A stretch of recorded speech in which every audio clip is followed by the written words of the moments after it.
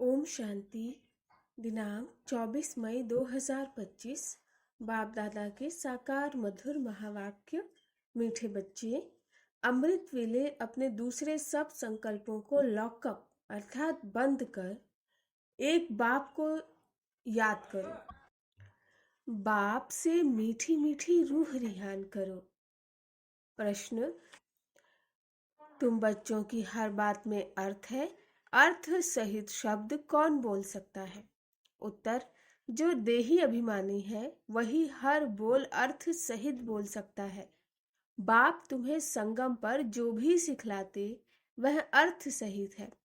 देह अभिमान में आकर मनुष्य जो कुछ बोलते वह सब अर्थ के बिना अनर्थ है।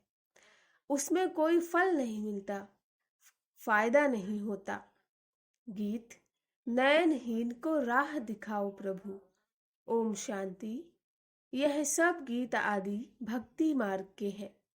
तुम्हारे लिए गीतों की दरकार नहीं, कोई तकलीफ की बात नहीं। भक्ति मार्ग में तो तकलीफ बहुत है। कितनी रस्म रिवाज चलती, ब्राह्मण खिलाना, यह करना, तीर्थों आदि पर बहुत कुछ करना होता है। यहाँ आकर सब तकलीफों से छुड़ा देते। इसमें कुछ भी करना नहीं। मुख से शिव शिव नहीं बोलना, यह कायदे मुजीब नहीं। इनसे कोई फल नहीं मिलेगा। बाप कहते हैं यह अंदर में समझना है, मैं आत्मा हूँ। बाप ने कहा है हमको याद करो। अंतर्मुखी हो बाप को ही याद करना, तो बाप प्रतिज्ञा करते हैं तुम्हारे पाप भस्म हो जाएंगे। यह है योग अग्नि, जिससे तुम्हारे विकर्म विनाश हो जाएंगे, फिर तुम वापस चले जाएंगे। हिस्ट्री रिपीट होती। यह सब अपने साथ बातें करने की युक्तियां हैं। अपने साथ रूह रियान करते रहो। बाप कहते हैं मैं कल्प कल्प तुमको यह युक्ति बताता हूँ। यह भी जानते हैं धीरे धीरे यह झाड़ वृद्धि को पाएगा। माया का तूफान भी इस समय है, जबकि मैं आकर तुम बच्चों को माया के बंधन से छुड़ाता हूँ। सतयुग में कोई बंधन होता नहीं। यह पुरुषोत्तम युग भी अभी तुमको अर्थ सहित बुद्धि में है। यहाँ हर बात अर्थ सहित है।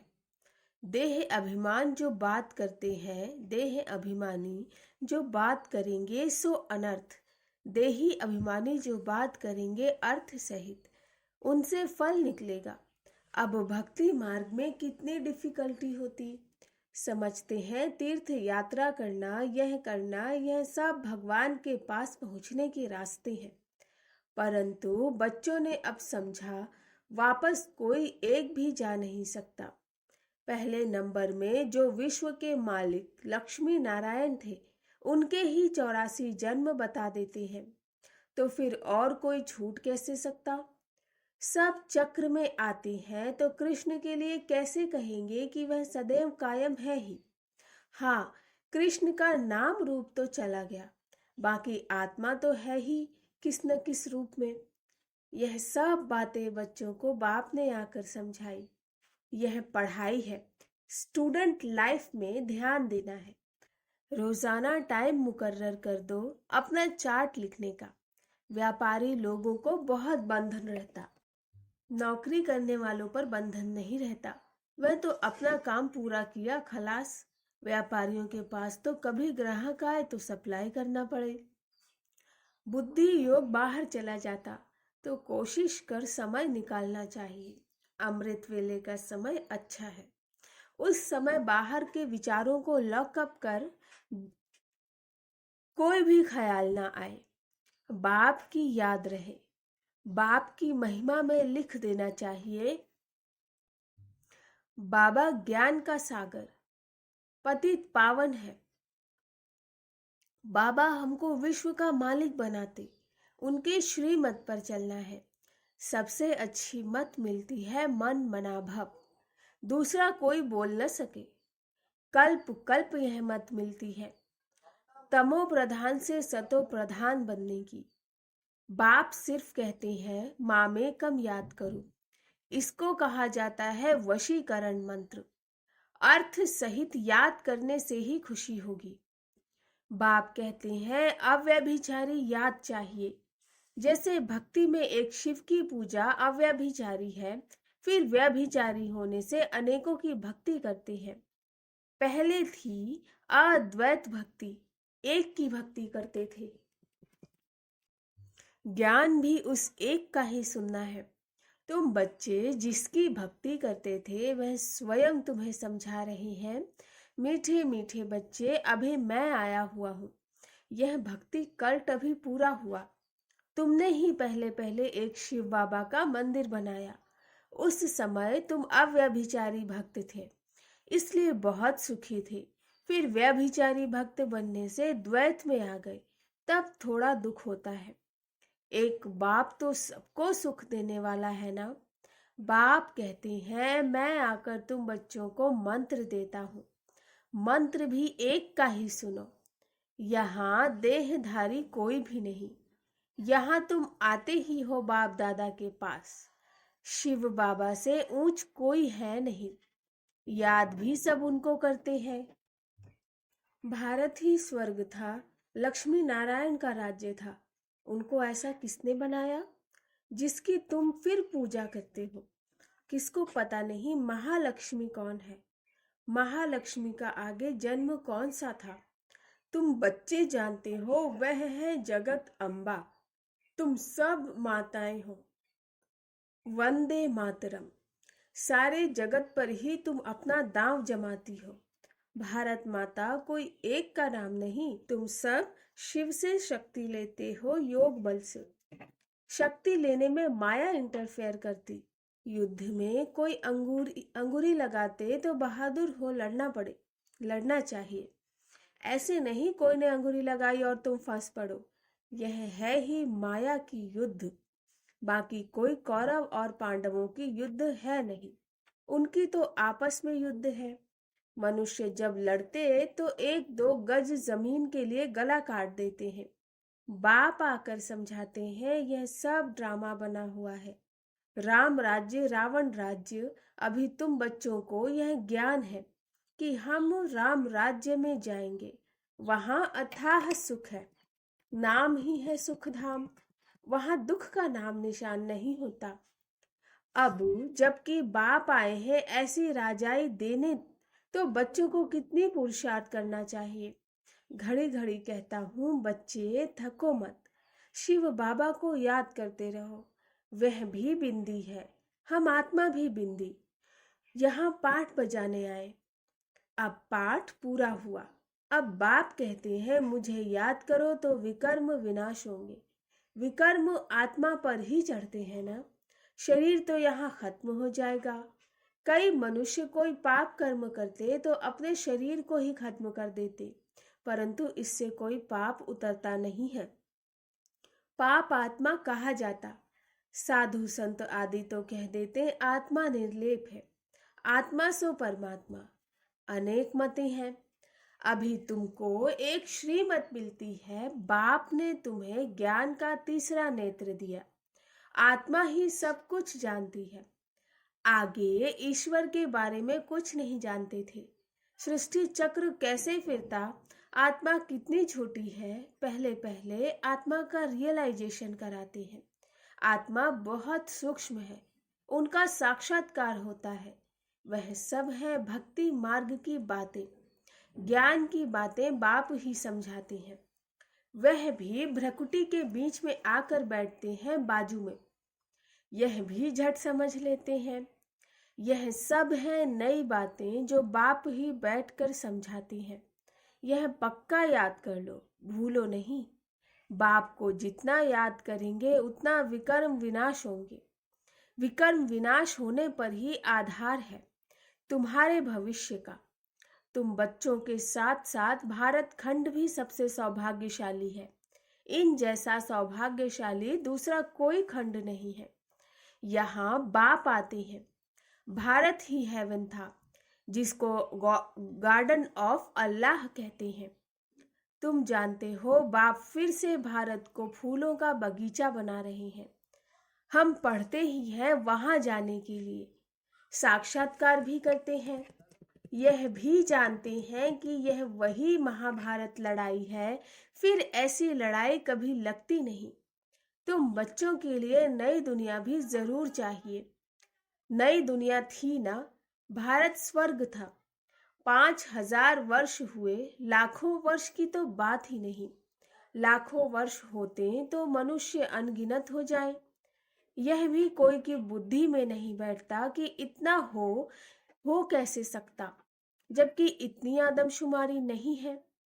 अभी तुम समझते हो, आज से 5,000 वर्ष पहले हम विश्व पर राज्य करते थे और खंड नहीं थे। वह होते हैं बाद में। तुम बच्चों की बुद्धि में यह सब बातें हैं और किसकी बुद्धि में बिल्कुल नहीं। थोड़ा भी इशारा दो तो समझ जाए। बात तो बरोबर है, हमारे पहले जरूर कोई धर्म था। अभी तुम समझा सकते हो कि ये एक आदि सनातन देवी देवता धर्म था, वह प्रायः लोप हो गया। कोई अपने को देवता धर्म के कह नहीं सकते। समझते ही नहीं कि हम आदि सनातन देवी देवता धर्म के थे। फिर वह धर्म कहाँ गया? हिंदू धर्म कहाँ से आया? कोई का भी इन बातों में चिंतन नहीं चलता। तुम बच्चे समझा सकते हो। बाप तो है ज्ञान का सागर, ज्ञान की अथॉरिटी, तो जरूर आकर ज्ञान सुनाया होगा। ज्ञान से ही सद्गति होती है, इसमें प्रेरणा की बात नहीं। बाप कहते हैं, जैसे अब आए हैं वैसे कल्प कल्प आता हूँ। कल्प बाद भी आकर फिर सब बच्चों से मिलेंगे। तुम भी ऐसे चक्र लगाते हो, राज्य लेते हो फिर गवाते हो। यह बेहद का नाटक है। तुम सभी एक्टर्स हो। आत्मा एक्टर होकर क्रिएटर, डायरेक्टर, मुख्य एक्टर को न जाने तो वह क्या काम की। तुम बच्चे जानते हो कैसे आत्मा शरीर धारण करती और पार्ट बजाती। अब फिर वापस जाना है। अब इस पुरानी दुनिया का अंत है। कितनी सहज बात है। तुम बच्चे ही जानते हो बाप कैसे गुप्त बैठे हैं। गोदरी में करतार देखा, अब देखा कहें या जाना कहें, बात एक ही है। आत्मा को देख सकते हैं परंतु उसकी कोई फायदा नहीं। कोई को समझ में आ न सके। नौंधा भक्ति में बहुत साक्षात्कार करते हैं। आगे तुम बच्चे भी कितने साक्षात्कार करते थे। बहुत प्रोग्राम आते थे, फिर पिछाड़ी में यह खेल पाल तुम देखेंगे। अब तो बाप कहते हैं पढ़कर होशियार हो जाओ। अगर नहीं पढ़ेंगे तो फिर जब रिजल्ट निकलेगी तो मुंह नीचे हो जाएगा। फिर समझेंगे हमने कितना समय वेस्ट किया। जितना जितना बाप की याद में रहेंगे, याद के बल से पाप मिट जाएंगे। जितना बाप की याद में रहेंगे उतना खुशी का पारा चढ़ेगा। मनुष्यों को यह पता नहीं कि भगवान को क्यों याद किया जाता है। कहते भी हैं तुम मात पिता, अर्थ नहीं जानते। अभी तुम जानते हो, शिव के चित्र पर समझा सकते हो। यह ज्ञान का सागर पतित पावन है, उनको याद करना है। बच्चे जानते हैं वही बाप आया है सुख घनेरे का रास्ता बताने। यह पढ़ाई है। इसमें जो जितना पुरुषार्थ करेगा उतना ऊंच पद पाएगा। यह कोई साधु संत आदि नहीं जिसकी गद्दी चली आई हो। यह तो शिव बाबा की गद्दी है। ऐसे नहीं यह जाएगा तो दूसरा कोई गद्दी पर बैठेगा। बाप तो सबको साथ ले जाएंगे। कई बच्चे व्यर्थ ख्यालातों में अपना समय वेस्ट करते। सोचते हैं खूब धन इकट्ठा करें, पुत्र पोत्रे खाएंगे, बाद में काम आएगा, बैंक लॉकर में जमा करें, बाल बच्चे खाते रहेंगे। परंतु किसको भी गवर्नमेंट छोड़ेगी नहीं, इसलिए उसका जास्ती ख्याल ना कर अपनी भविष्य कमाई में लग जाना चाहिए। अब बच्चों को पुरुषार्थ करना है। ऐसे नहीं कि ड्रामा में होगा तो करेंगे। पुरुषार्थ बिगर खाना भी नहीं मिलता, परंतु किसकी तकदीर में नहीं तो फिर ऐसे ऐसे ख्यालात आ जाते हैं।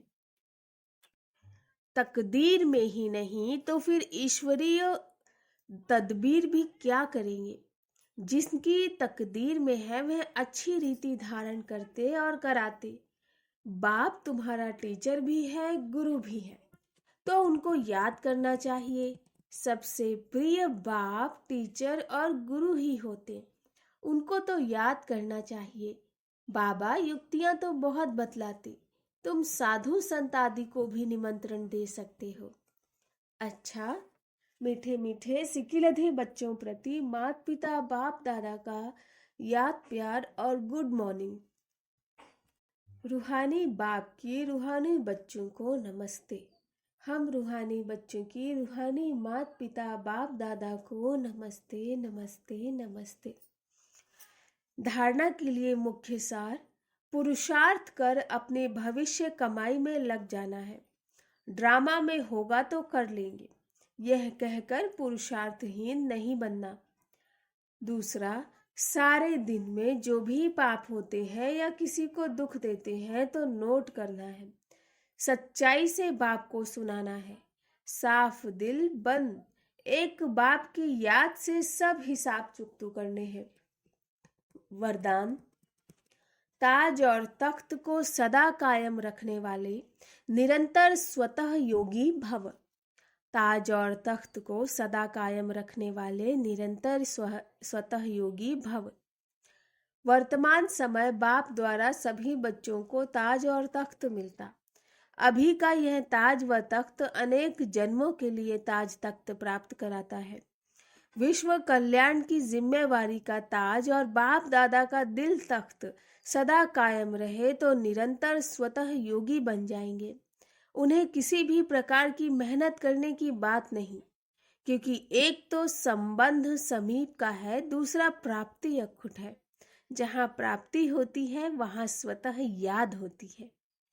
स्लोगन, प्लेन बुद्धि से प्लान को प्रैक्टिकल में लाओ तो सफलता समाई हुई है।